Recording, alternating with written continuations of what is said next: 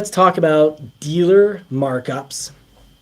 Toyota dealer markups are kind of weird right now and very tricky. So we got to get that Toyota picture up. Got to get this Ford Ranger out of the way. So let's just throw this on here.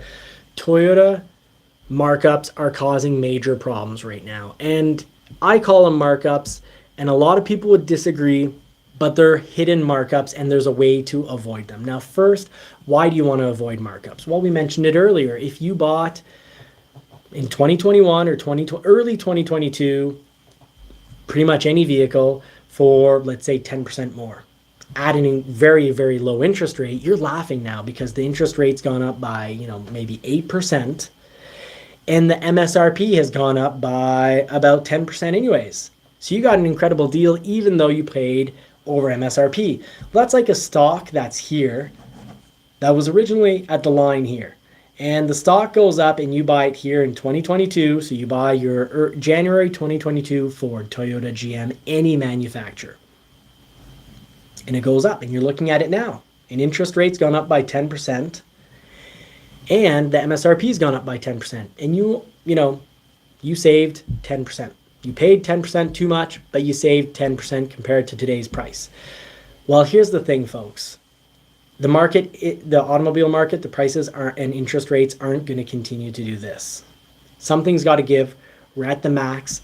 No one making minimum wage, working 40 hours a week can afford a new vehicle. Most of the middle class can't afford a new vehicle, especially not a new truck. So prices are going to need to do this for a very long period. And if in case sales will go down, or either interest rates or rebates, something's got to give. The monthly payments need to come down unless worldwide, all the companies at the same time shake hands and decide to produce less vehicles. Now, WEF would probably be really, really happy about that. But I'm really not looking forward to an autonomous driving, no vehicle owning future. But let's hope that planned production decrease is not some planned situation, because if it's not some planned situation and production stays high, we're running out of people that can afford new vehicles. The people that can really that are in a really good position to trade vehicles are people that have a relatively new car. Your Maverick is worth more than what you paid for it. You can sell it as a used vehicle for more than you paid for it. Fantastic. But I really don't see the automobile market prices and interest rates continuing to rise. So if you buy a vehicle right now at 10% over, but generally you trade every 2 to 3 years, your trade value is going to be down here because the new ones will have gone down by 10%, let's say 5 to 10%. But if you pay 10% too much for it now, with depreciation, wear and tear, you're going to be in a situation where you might owe, let's say, $45,000 on a vehicle that's worth $30,000.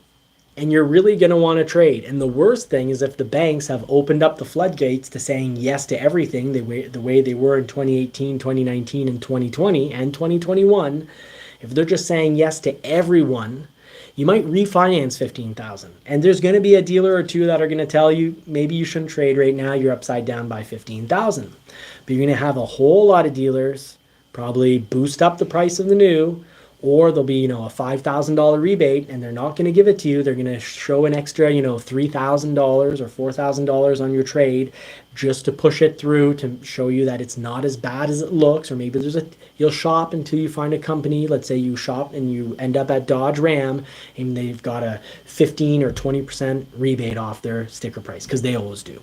So you're like, there's a $15,000 rebate roughly, and you're $15,000 upside down. So many times had dealers tell customers, you're not upside down on your trade. It's a great time to trade. And they're $15,000 upside down, but they get zero rebate that everyone else got. Everyone else got the $15,000 internet rebate, but they got no rebate. But hey, they got told that, they're only $5,000 upside down. So they gave 10 on the trade extra and kept 5. So beware, you need to shop your vehicle online. Don't fall for dealer fees. You don't have to pay them. In our region, it's actually illegal to charge dealer fees. And you don't have to take any added insurances. It's illegal. You know, all these insurance contracts, they say, there's always clauses that say you're not forced to take this insurance to have the new vehicle. Even if your credit is kind of poorish, just because your credit isn't great doesn't mean you have to take an extended warranty. Mind you, I do highly recommend Ford's maintenance plan. And if you sleep better having an extended warranty, well, I do recommend the extended warranty. Always depends on the price, but an extended warranty can save you a lot of trouble unless you have cash sitting around in the bank. If you have the cash sitting around in the bank, the cash is sitting there, well, then maybe you roll the dice and pay for the repair out of pocket if it happens.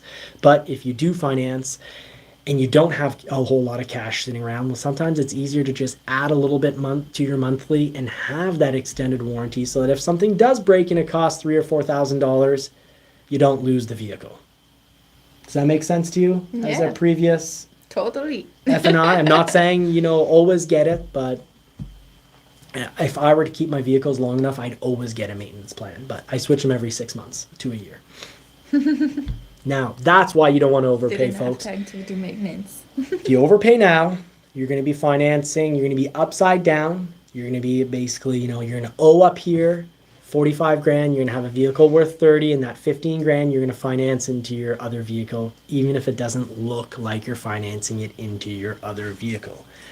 You're not obliged to get an anti-theft. Your insurance company, though, however, can say, we will not insure your Hyundai or Kia, which is super easy to steal, unless you get an anti-theft system. That they can do, because they're just saying, we will not serve you. We will not sell you a service in insurance if you don't add something to help that Kia or Hyundai not get stolen. Because these days, a Kia or a Hyundai is about as easy to steal as a shopping cart. They're worth a whole lot more. They're good vehicles, but they're super easy to steal, folks. So that your insurance company can do, but your automobile dealer cannot tell you that you cannot have the vehicle if you don't have an extended warranty with it, or if you don't have a life insurance policy with it. That's not legal. They can't force that. What they can do, though, and this is the major problem at Toyota, is they get their limited inventory. They don't have no markups at Toyota, but what they do have is, well, you have to have this product. It's an anti-theft. We're charging you $3,000 for it. It's worth $500, but go do some carpentry to yourself. Hey, that's how you can, a nice way to say, go screw yourself. Go do some carpentry with yourself. So go do some woodworking. So they'll tell you to go do some woodworking if you don't want their, $5,000 to $7,000 of added nonsense to their Toyota. Now, if they've actually installed something and it's their inventory, yeah, they can. You can't force them to take the anti-theft off. But that's where, if I were to buy a Toyota and all the dealerships around me were forcing me these things, well, I'd say I'd look for the dealership that's willing to order me a vehicle and that I can have the vehicle without these things. Once it arrives, I'd get it written pretty much as a contract they'd have to sign.